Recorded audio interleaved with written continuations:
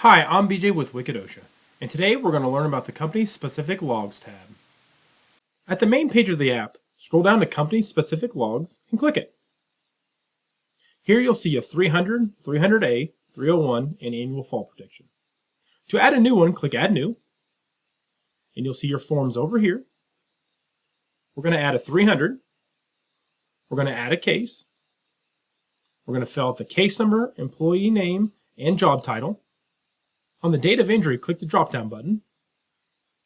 Where the event occurred, describe the injury. The most serious outcome, click the drop-down button. How many days away from work? On-job transfer, select the injury,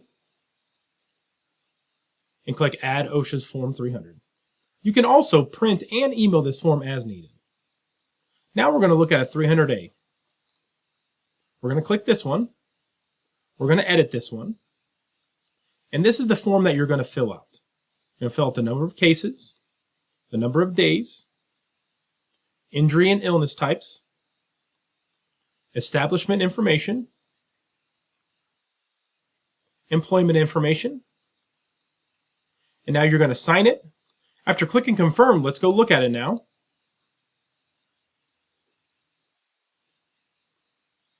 And this is the exact form OSHA will require.